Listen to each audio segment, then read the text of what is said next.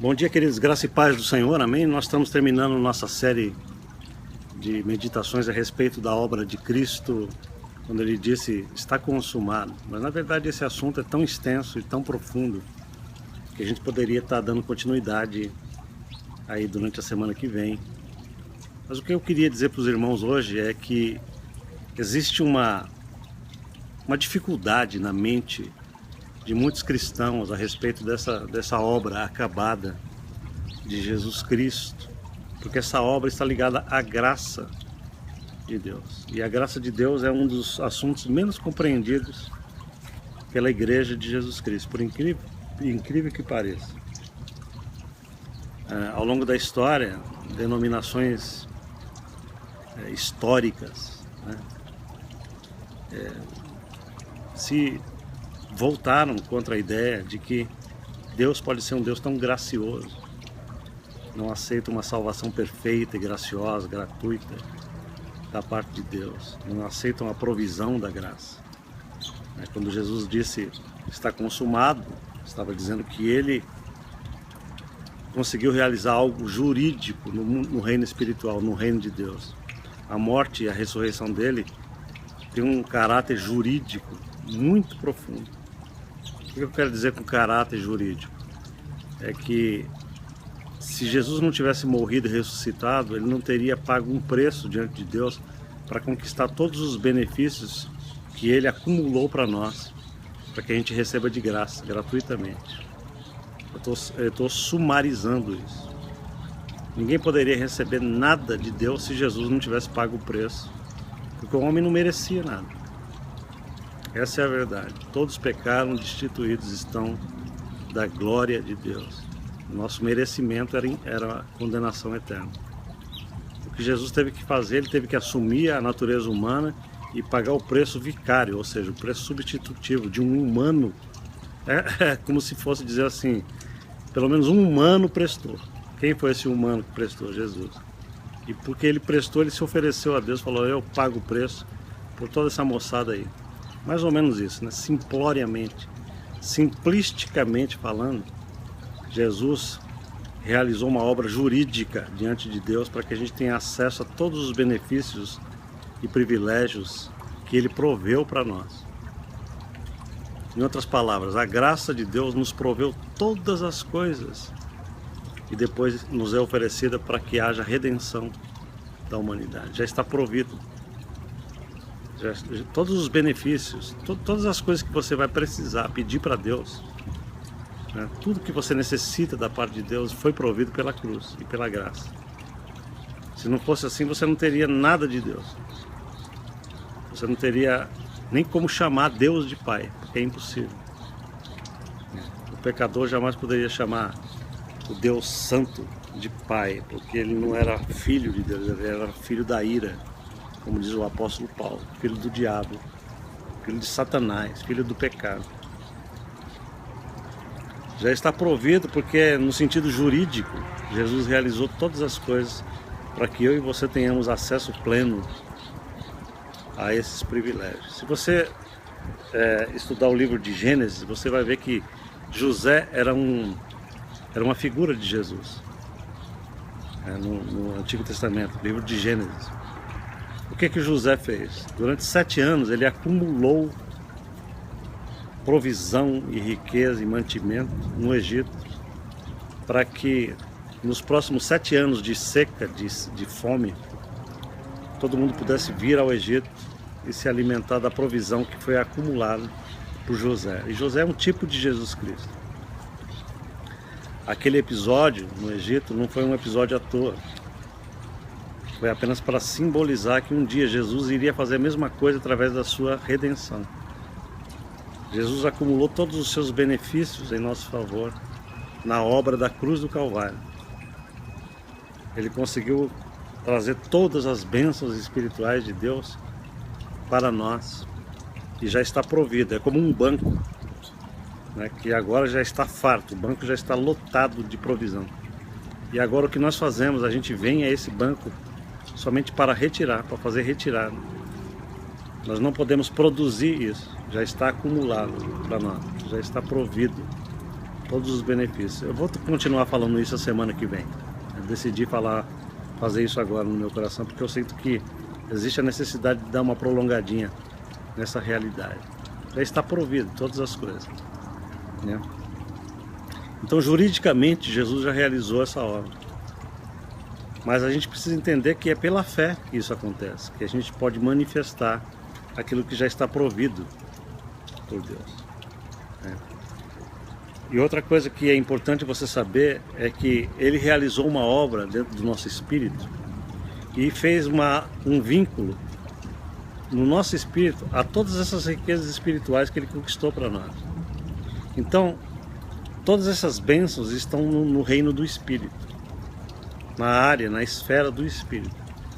E eu preciso falar um pouquinho para você que a maioria das denominações cristãs, a maioria delas não ensina para os seus crentes, não ensinam a realidade de que nós somos espírito, alma e corpo. Então fica dificílimo para os cristãos entenderem como é que isso se manifesta, como é que isso se dá, como é que funciona o mundo espiritual, porque Deus trabalha com o nosso espírito.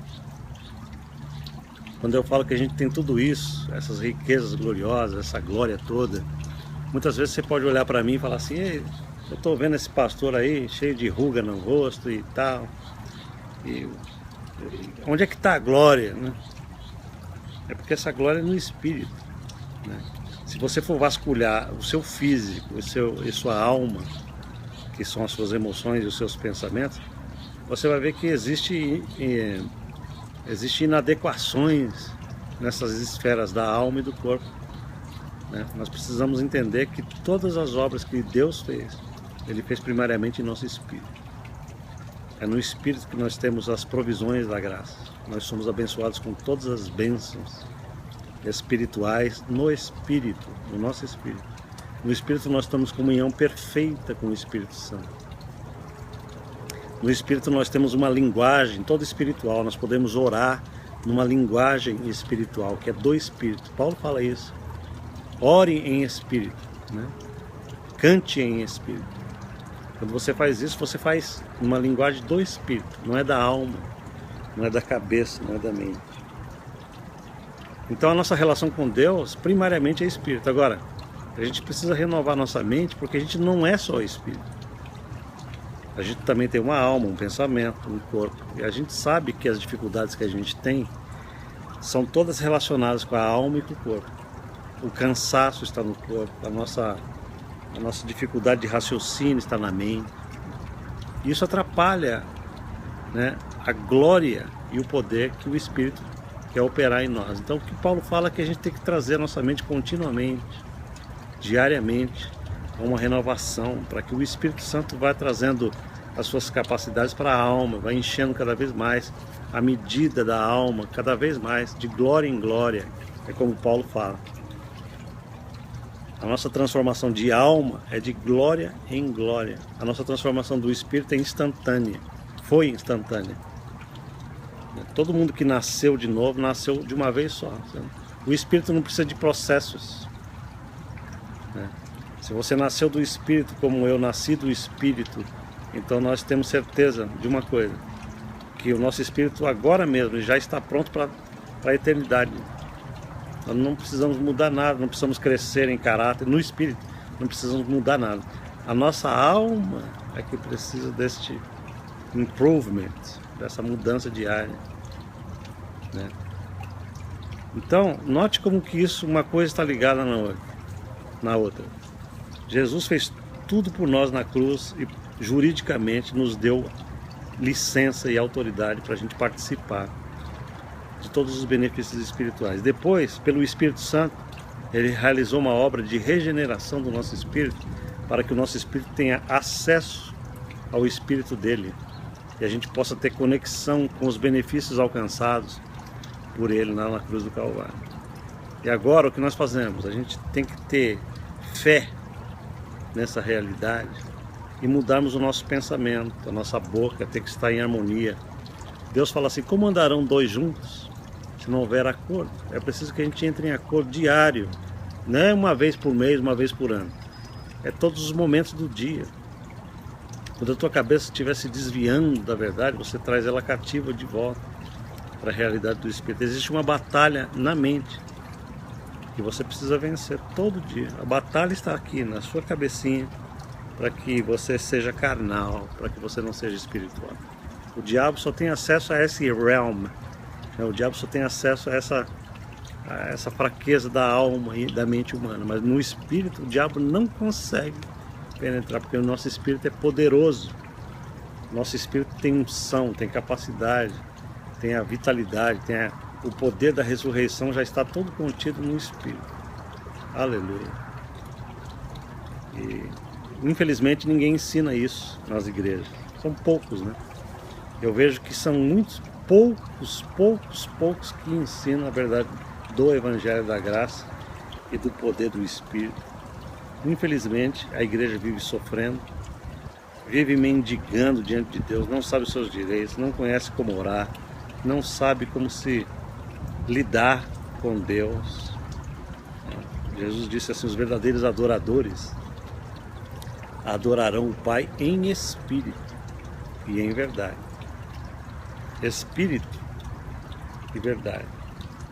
A verdade tem que ser renovada na sua mente, alma, e o seu espírito tem que estar envolvido na relação com Deus. São coisas que você precisa lidar todo dia, trazer tua vida inteira, espírito, alma e corpo para o Senhor. Apresente o seu corpo a Deus como sacrifício vivo, é o que Paulo diz em Romanos.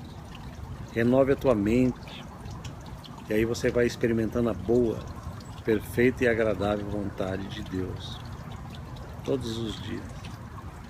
Amém? Vamos orar juntos? Feche seus olhos um pouquinho, vamos terminar essa semana em oração. Pai querido, que maravilha foi essa semana a gente pensar sobre a obra acabada de Jesus Cristo, a obra pronta. Em grego, a expressão está consumado é tetelestai. Jesus disse: está feito, acabado, não haverá acréscimo. O que eu tinha que fazer, eu já fiz. Agora é a vez de vocês. Vocês é que precisam entrar em ação com a autoridade que eu dou a vocês, para que vocês façam operar todos esses privilégios e leis que eu conquistei para vocês na cruz do Calvário. Se você for passivo e ficar esperando em mim, diz Deus para nós hoje, você não vai ver a minha manifestação na sua vida, porque agora é mais parte nossa, cabe mais a nós manifestarmos aquilo que já temos do que Deus manifestar o que Ele já fez. Pai, muito obrigado pela revelação da Tua Palavra, que a gente possa ser obediente ao Senhor na renovação da nossa cabecinha e que a gente possa todos os dias operar o Espírito e ver os milagres do Senhor sendo trazidos na nossa esfera de ação. É o que Jesus disse: venha a nós o Teu reino, seja feita a Tua vontade na terra, como ela já está sendo feita no céu. E como o céu está dentro de nós, nós trazemos o céu para nosso ambiente através da nossa capacidade de fé. Em nome de Jesus, ó Deus, abre os olhos dos meus irmãos para que juntos a gente faça um time divino na terra, de gente ousada, capaz de obedecer ao Senhor na grande comissão, ide por todo mundo e pregar o Evangelho a toda criatura. Quem crer nisso e for batizado receberá os mesmos benefícios da salvação e da vida eterna que todos têm direito em Cristo Jesus, pela graça, pela graça. Muito obrigado, Pai, por tudo, em nome de Jesus. Aleluia. Deus te abençoe e a gente se vê aqui segunda-feira para a glória do nosso Deus e Pai. Amém e amém.